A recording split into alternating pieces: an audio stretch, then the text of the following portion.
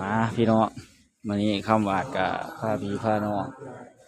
มาเดินทำบุญเนาะที่วัดปากน้ำเด้อนี่พี่น้องเด้อเห็นบ่ก่อนอื่นก็ต้องกราบสบายดีและสวัสดีเด้อพ่อแม่พี่น้องกันเบิดสุขสู่คนบ่ว่าสิอยู่ฝั่งไทยฝั่งลาวหรือต่างประเทศก็ยินดีต้อนรับเข้าสู่ส่องคำวาดชาแนลเด้อมาพบมาเจอกับคำวาดมื้อนี้เนาะ ทำบาดกะมาทำบุญเนาะพี่น้องเนาะบ่ได้มาทำบุญหลายมื้อเลยตั้งแต่ออกพรรษาเนาะพี่น้องเนาะไปเขาไปข้างในกันเลยพี่น้องใครที่เขามาชมกินเนี่ยก็อย่าลืมกดติดตามกดไลค์กดแชร์คอมเมนต์กันเขามาเด้อเพื่อเป็นกำลังใจให้คำบาดได้ทำคลิปต่อไปเนาะพี่น้องเนาะเป็นไฟติมค่ะและก่อนค่ะเฮ้ยถึงยังไม่ทันได้กดติดตามก็ฝากกันเด้อพี่น้องเด้อฝากกดติดตามส่อง YouTube คำว่าชาแนลให้เด้อตอนนี้ก็คนติดตาม900 กว่าแล้วกำลังสิเข้าพันเนาะพี่น้องเนาะถ้าถึงพันคำว่าก็สิสร้างรายได้เด้อพี่น้องเด้อพ่อแม่พี่น้องเพิ่นก็มาทำบุญหลายเลยพี่น้องครับผมถ้าภาพบุญอีกก็ต้องขอโทษขออภัยพ่อแม่พี่น้องกันเบิดสุขสู่คนเนาะนี่ขึ้นมาสภาพเรียบร้อยเนาะพี่น้องเนาะวิ่งกับซับดิสร้างใหม่เนาะพี่น้องเนาะเคยทำใหม่เนาะข้าวบายกับบไดมานะในเรื่องพี่น้องเดี๋ยวข้าวบายกับสิได้ยุดคลิปไปก่อนเนาะพี่น้องเนาะไปต่อกันในคลิปเรื่องพี่น้องเด้อมาพี่น้องมาต่อกันอีกเด้อหลังจากข้าวบายได้ยุดคลิปไว้เนาะสังฆทานเป็นทีเรียบร้อยแล้วเนาะพี่น้องเนาะ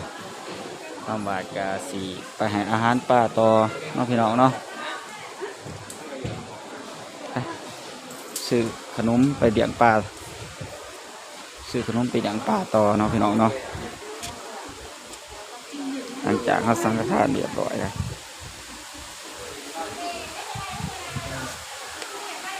ภาพกาสีโปรแจงเนี่ยเด้อเดี๋ยวก็ยุกยักเนาะพี่น้องเนาะเพราะว่าคนหลายเนาะอย่างสวนสนมนกันเลยพี่น้องเด้อนี่มันโต๊ะได้พี่น้อง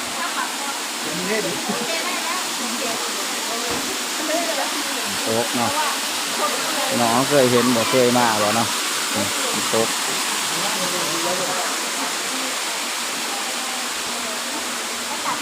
หลังจากเขาทำบุญเรียบร้อยแล้ว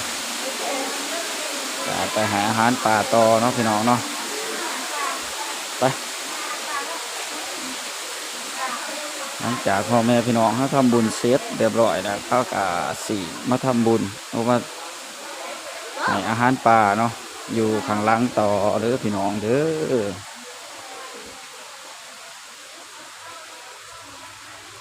หล่อเคาะคือเก่าเนาะพี่น้องเนาะเป็นสีเห็ดยังเนาะคำบาดกับบดูเนาะเพราะว่าคำบาดมาตอนนั้นยังไม่ทันได้มีแต่แบบว่าเป็นเนี่ยเป็นสีเห็ดเสาโอ้ยป่าร้ายเลยนี่พอเพิ่นเอาเรือมาตันไว้นี่พี่น้องโอ้ยติดลงจังเบิดบาทเดียวนี่เห็นบอกน้ำกระสิคุณเด้อพี่น้องเด้ออาสิบ่เห็นเนาะแต่ว่าป่าร้ายเลยนี่ป่าร้ายขนาดเด้อนี่น้ำคุณเนาะน้ำบ่ใสเนาะถ้าน้ำใสนี่ก็สิเห็นร้ายเลยพี่น้องเดี๋ยวก็สิมี EP 2เด้อพี่น้องเด้อกดติดตามไว้เนาะ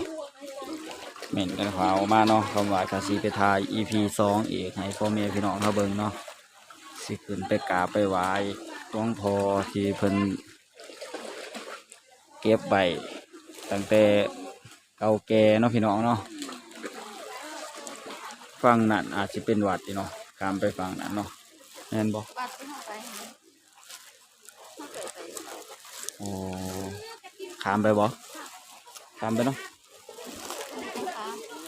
อะไรเข้าไปขึ้นไปเทิงไปกราบไปไหว้อยู่เทิงก่อนไปเบิดแล้วบ่ป่าร้ายเลยนี่แต่ว่าน้ำคุณเนาะพี่น้องน้ำบ่ใสก็ได้บ่เห็นเนาะ เด้พี่น้องนี่ตะกี้สิบ่มีนี่จุดนี้เนาะเพิ่นเอามาบ่ฮู้ว่าเพิ่นมีโครงการหยังเนาะเพิ่นสิเฮ็ดเนาะเป็นธรรมศาสตร์สวยงามขนาดนี้พี่น้องนี่อ่ะครับ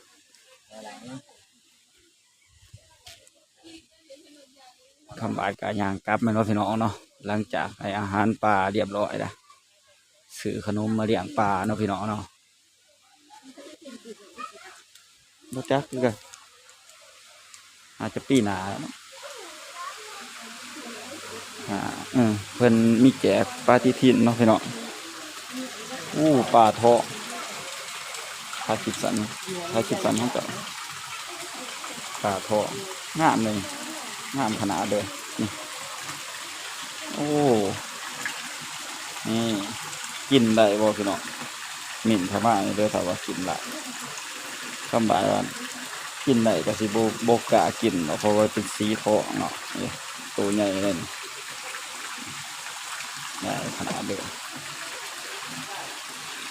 จาก1 นาทีนี่น้ำตกเนาะเพิ่นสิเป็นแบบน้ำตกเนาะพุทธีเนี่ยไอ้พ่อแม่พี่น้องอ่านเด้อคำว่าจะอ่านบ่ออกเนาะมันเป็นตัวแบบว่าติดกันแน่เนาะ2,553บอกแม่นบอก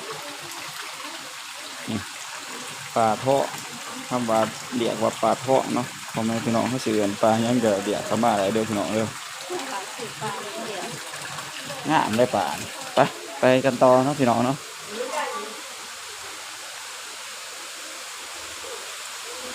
ข้ามบาดกาสีทายไปรอบๆให้พ่อแม่พี่น้องเขาเบิ่งเนาะแต่กาสิมีคลิป2เด้อพี่น้องเด้อต่อคลิป2เนาะแต่ว่าถ้าสีทายยาวหลายมันก็บ่ได้เนาะมันเป็นคลิปยาวเกินไปเนาะข้ามบาดกาสีทาย2 EP เด้อพี่น้องเด้อEP แรกคำว่าจะมาทำบุญเนาะสังฆทานเลี้ยงป่าเนาะพี่น้องเนาะคนเพิ่นก็หลายได้คิดถึงเด้อเนาะมันมาหล่อทำบุญเนาะมาวัด มาวัดเนาะพี่น้องเนาะมาจุดเดิมอีกแล้วเนาะพี่น้องเนาะเขามาไล่ต่อเนาะพี่น้องไปตักน้ำมนต์เด้อฮะอันนี้บ้านนั่นนี่น้ำมนต์อยู่นี่